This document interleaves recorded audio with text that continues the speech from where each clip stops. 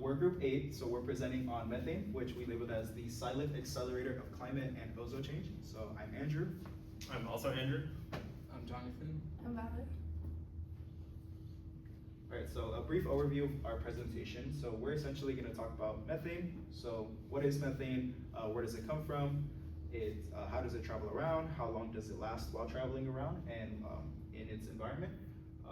We're going to connect methane to ozone, and then we'll briefly go over the environmental and health impacts of methane. We'll go over a few case studies. We'll talk about process of removal, so methods, techniques, and an engineering approach, as well as regulations and prevention methods, and then some current news. So what is methane? Methane is a natural occurring gas in the Earth's atmosphere. In fact, methane is primarily used as a fuel for heating and cooking, as well as generating electricity in the home. Next slide, please. So chemically speaking, methane is primarily composed of carbon and hydrogen atoms. Its chemical name is CH4. You can take a look at its molecular structure over here. So it's just one carbon molecule bonded to 4 hydrogen molecules. So this classifies it as a hydrocarbon. Hydrocarbons come in the form of all solids, liquids, and gas, methane being typically found as a gas, of course.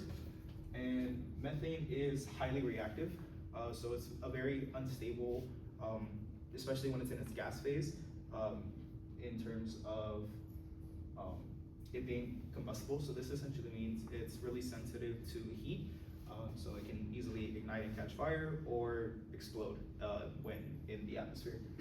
So methane is also a very potent greenhouse gas. So while it's not as abundant as, say, CO2, which is another greenhouse gas, it's very much more effective at trapping heat, and it can be significantly more effective than CO2 within a 20-year span of trapping heat.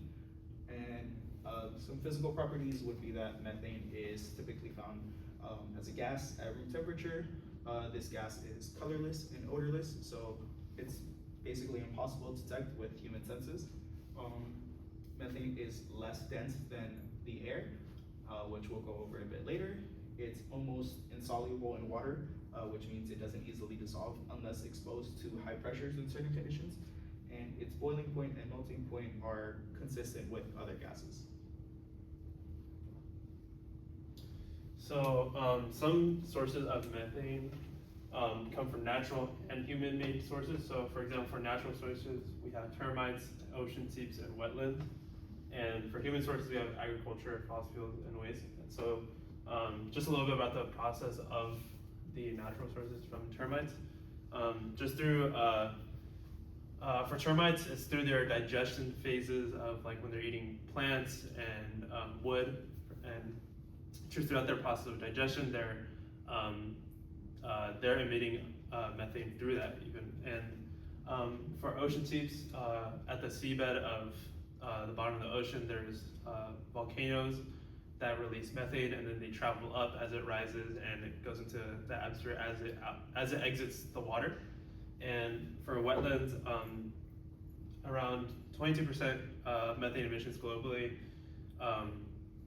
come from wetlands. So like swamps or marshes like this, or even like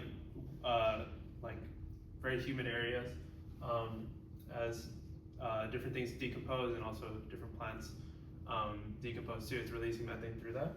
And some human-made sources of methane is through agriculture, like manure, cow poop, pretty much. As the agricultural industry is using a lot of manure to help grow crops and stuff. Manure is being used as a source of for their agricultural growth, and through that process, through digestion, just like how termites are, cows also and cattle release methane, and through the burning of fossil fuels like coal, different parts of the world, like different countries, use fossil fuels as an energy source and for heating and for just multiple different appliances, and it releases methane through as a product of that. And for waste like landfills, as waste decomposes, methane is released, and throughout that process. Methane is released through that. So next slide. So here's just a chart, a pie chart of just the different sources of methane, and the blue is the natural, and red is anthropogenic, which means human-made. So, for example, as we talked about earlier, 4% of natural sources globally come from termites, 3% from the ocean, and 22% from wetlands. And some examples of human-made sources are biomass burning, animal waste, landfills, sewage, rice cultivation, end-to-end fermentation, coal, and mining and natural gas. And for example, some of these, like biomass burning, is from wildfires.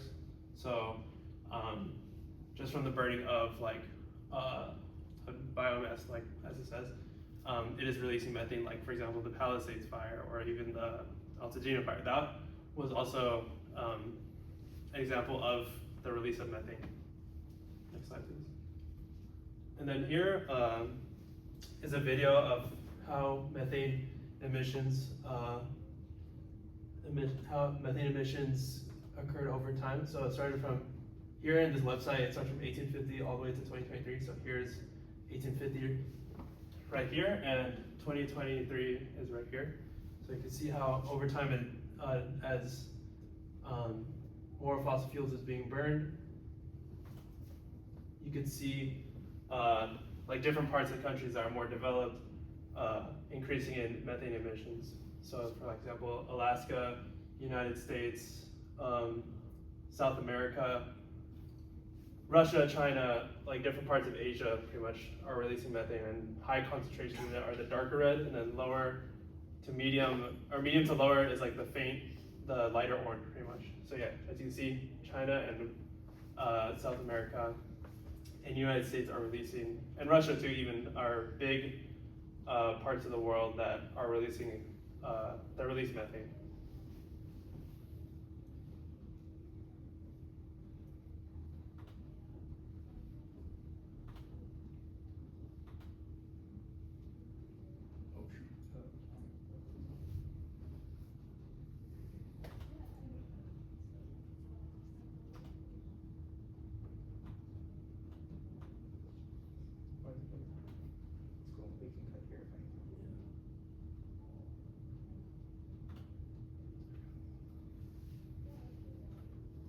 And then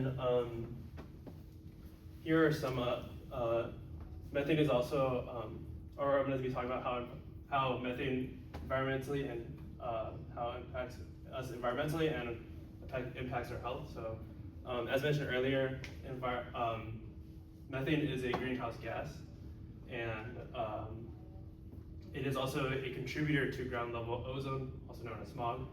And methane reacts in the atmosphere to form tropospheric ozone, which is like the ground level ozone that Andrew was talking about. And some of the health impacts that methane, when it reacts with tropospheric ozone, is that it gives us respiratory issues like asthma attacks and reduced lung functions even for adolescent ages too. And methane itself is not harmful, but when combined with NOx and which we'll talk about later, is harmful. And here is another visualization of the methane cycle, how different parts of life pretty much releases methane into the atmosphere. So as I mentioned earlier, the seabeds, as gas rises from the bottom of the ocean, it releases methane. Wildfires, digestive processes of domestic animals, termites, rice paddies and wetlands, and burning of fossil fuels and landfills release methane and go into our atmosphere. So for methane's lifetime, the only really relevant phase that we worry about is its gaseous phase, because the solid and liquid phases don't really affect the ozone or contribute to any ozone emissions. So for methane's lifetime in the atmosphere, it takes about 9 to 12 years to decompose, and it decomposes when it reacts with hydroxyl radicals, which convert it into carbon dioxide and water.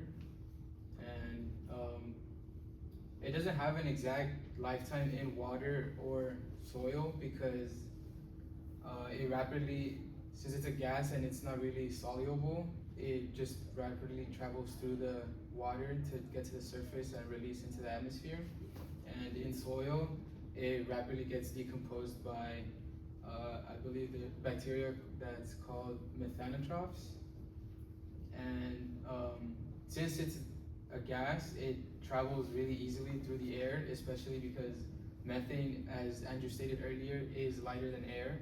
So it rises quickly into the atmosphere where it is then picked up by atmospheric winds, and that's how it travels quickly.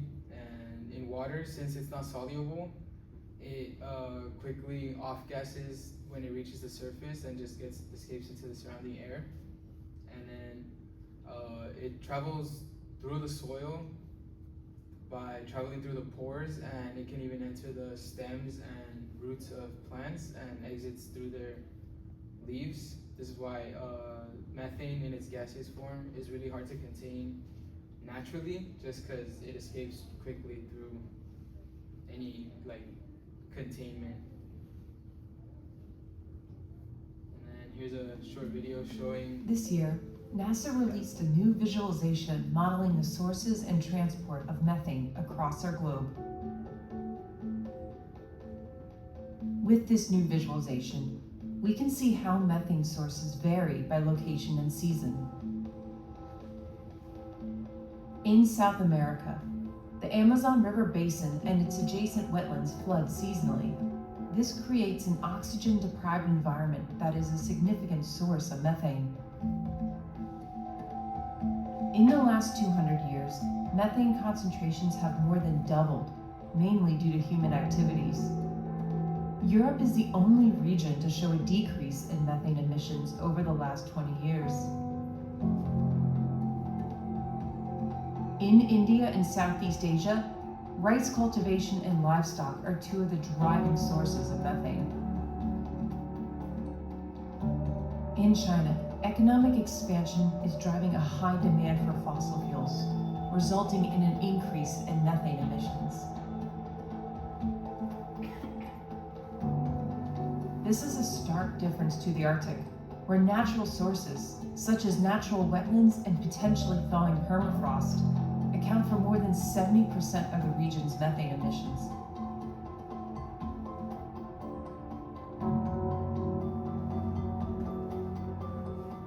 Taking a step back, we can see that methane has vastly different sources around the globe.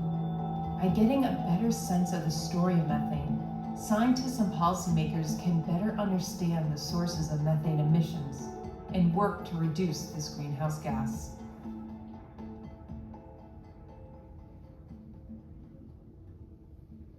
So for a quick summary, the video just explains how there's varying sources for methane emissions, which is what makes it really hard to control and regulate, just because some sources are more potent than others.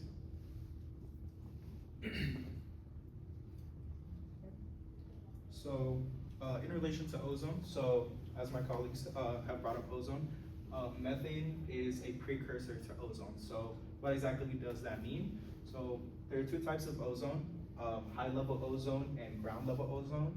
High-level ozone exists in the stratosphere, and as this nice graphic shows, this is pretty good for the environment. So high-level ozone absorbs harmful UV radiation, whereas ground-level ozone is pretty toxic, and this exists, where we breathe. So this occurs through a photochemical reaction, where NOx and VOCs react in the atmosphere to produce ozone. So taking it a step back, VOCs are volatile organic compounds, which methane is classified as a VOC. Methane is typically measured separately from VOCs in general, just because it's quite potent as a gas. And NOx pretty much refers to nitrogen oxides, which entail NO, NO2, and so forth. So those are highly reactive poisonous gases. So this essentially means that ground level ozone is a secondary pollutant because this reaction occurs again in the atmosphere with these two components that already exist and are already released. So as this image shows, there's a truck passing by releasing both NOx and VOCs, but what it doesn't exactly entail is that NOx is reduced through combustion, whereas VOCs, methane in particular, aren't all released in that same way. So methane, in our case, is released through, methane can be found in gas, right? So methane is released through uncombusted fuel sources. So that essentially means methane leaks out of like, let's say a car exhaust, whereas NOx is directly resulted from the combustion that travels a car. And then in this photochemical reaction, it typically occurs when the molecules absorb light energy. That's what the term photochemical means, which creates an excited state, which then leaves these molecules to be more reactive with one another. So this occurs when energy from the UV rays split the oxygen molecules, which are then free to create ozone, which is O3. It's a combination of oxygen molecules. And then this typically happens in warmer temperature climates. And as Jonathan mentioned earlier, this methane can be pushed around by winds. So high winds can disrupt this process, which is why it typically occurs in urban areas with higher temperatures, lower winds, and that increases the rate of formation. We're not going to go too deep into ozone, but some properties about it, mainly in its gaseous phase, is that it's a pale blue gas. It can also be in a solid as a dark blue liquid or a violet black solid. And a key indicator for ground level ozone is its sharp odor, which is almost like chlorine bleach. And again, it's less dense than air, hence it being in the atmosphere. So there's like three main ways to detect ozone and methane. There's using UV light capturing, and then there's chemical reactions, and then conductivity reactions. So for satellite and ozone sondes, they're more aerial based forms of measuring, and for satellite they use total ozone mapping spectrometer and the ozone monitoring system to measure the UV light that backscatters off the Earth's surface and travels through the ozone. They collect the data of how much UV light passes through the ozone layer, and that's how they determine the concentration. For the ozosondes, it's a balloon-borne instrument that gets launched into the stratosphere, and it collects air samples up there. And in the device, it uses electromagnetic concentration cells that react with the ozone, and that reaction determines the concentration, depending on the strength of the reaction. And then for more ground-based techniques or methods, there's ground-based analyzer that also gathers air and uses detector chambers to shoot UV light through the gathered ozone sample or air sample. And the UV light that passes through is used to calculate the concentration. For local measurements, these are hand tools or hand scanners that you can use. They measure ozone using optical and chemical reaction methods. And then for the sensors, the two sensors that I researched and found was the electrochemical sensor and the metal oxide semiconductor sensor. For the electrochemical sensor, it detects ozone by measuring the changes in the electrical conductivity in the ozone sample as it's diffusing into a cell, and the metal oxide semiconductor heats a layer of metal oxide and measures the change in the resistance. And then for removal of ozone or methane from the atmosphere, the main method is through oxidation, both artificial and natural.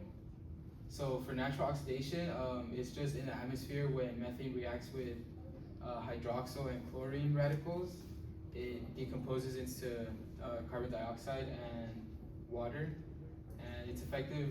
It's a pretty effective like overall method to reduce ozone and methane. And then for a more artificial is thermal catalytic oxidation. This is where catalysts are used to convert methane into carbon dioxide using high temperature. And this is usually used and effective for concentrations over 5,000 parts per million. And then there's photocatalytic oxidation, in which light is used to activate catalysts that will oxidize the methane. And this is also a natural form of oxidation, and it's also effective at lower concentrations. And then for a non-atmospheric oxidation, there's a biological methane removal. This is where bacteria known as methanotrophs are used to convert methane into carbon dioxide and methanol, a substance used for industrial purposes. And then using the use of catalytic materials such as titanium dioxide, like a solid material, it acts as a catalyst to reduce methane or to oxidize it. And then there's gaseous catalytic materials such as the hydroxyl and chlorine radicals. And then for engineering approaches to help prevent or reduce methane and ozone emissions, in the engineering and design process, it's best to prioritize using electrical, mechanical, or compressed air devices to eliminate the emissions from pneumatic devices. And then when it comes to material choice, it's best to use low carbon or carbon neutral materials such as recycled concrete, bamboo, to help reduce the carbon footprint of the construction projects. And it's best to go for an energy efficient design as well. This can be done by implementing passive solar designs, optimizing building orientation, and using accurate building information modeling to accurately get material quantification and energy performance simulations. Incorporating carbon storing materials into the structures and projects as well also helps. For example, using bio-based materials, they help absorb carbon dioxide. And in the operational phase, it's best, a good way to help prevent is by designing and constructing infrastructure that minimizes energy demand and encourages the integration of renewable energy systems. So when considering how to reduce and remove ozone, it's not as simple as either reducing methane or VOCs in general, or reducing NOx. So as you can see by this graph, it's a nonlinear progression. So that essentially means that if we remove VOCs or methane, generally we will decrease a significant amount of ozone that is produced. However, it's not the same for NOx.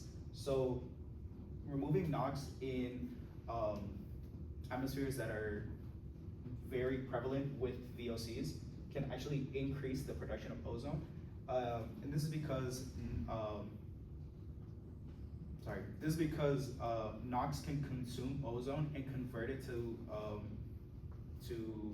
NO2 and O2 through a process called NOx titration.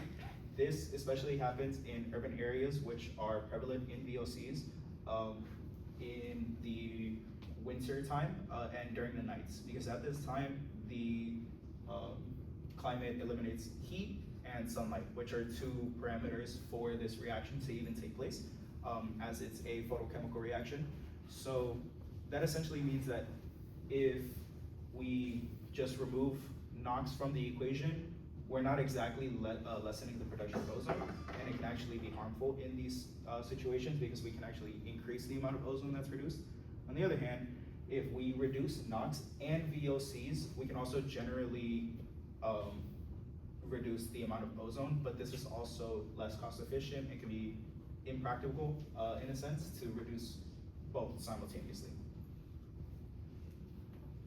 So next we're going to talk about policy and regulations and methane control. So we're going to talk about three different aspects. We have federal, then we have state, and then we have globally. So first we have which one that was finalized in 2024, which was last year, the EPA, United States. They did the Clean Water Act with methane rule. What it did is what it targeted 80% of methane reduction from oil and gas operations, and it required leak detection and repair every 3 months, which is really good. We have the CARB, which is California Air Resource Board. Their policy regulation was oil and gas methane regulation plus the landfill methane rule. What it did was it made them inspect more quarterly and repair leaks promptly. So promptly would be like a few hours to about 24 hours. Sometimes it go a little bit over or ahead. That would be like a really good and fast repair for something like that, like a leak. And we have landfills required to capture and reuse methane. So they reuse it for like reusable energy. And then satellite monitoring, which he mentioned before, some examples of that. And the satellite monitoring is more like they use sensors to detect the methane. And then, yeah. Then we have last, which is globally, which is the UN Environmental Program, which is a global methane pledge. That was from all the way from 2021, and then we're currently using that, so it's ongoing. And what it did, basically, it made like over 150 countries pledge to cut methane by about 30% by 2023. That's like about 5 years. And what it does is promotes international transparency and satellite data sharing, which is really important because not only because methane is about like an invisible gas. So it's good to share the data online so we can see how it affects us like in our environment.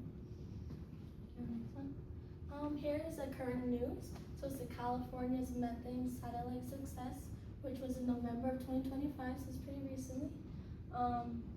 What it does is the Cal SMP detected and helped and fixed 10 large methane leaks since May of 2025, and about 10 large leaks of methane is equal to removing about 18,000 cars from roads per year, which is really big. So how it works is that when they use the Tanager 1 satellite scans California 4 to 5 times per week for a methane plume, and a plume is basically a cloud of concentrated methane. And then you can see in the picture right here how that would look like a methane plume. It's the one in purple. And it says right here, this was the example of the current event, and it was a gas-filled leak in Kern County that was identified by state methane satellite and repaired within 24 hours, which was a good amount of time. So that was like a pretty rapid fix. And that was in July of 2025. That's an example. And then for 2, the operators get notified quick and the leaks get fixed rapidly within hours, 24 hours. And 3, the data is shared publicly through the methane leak dashboard. And we have a few links right here. You don't have to click on them, but it had that picture in it. And then why this matters is because rapid detection plus repair equals fast climate reduction.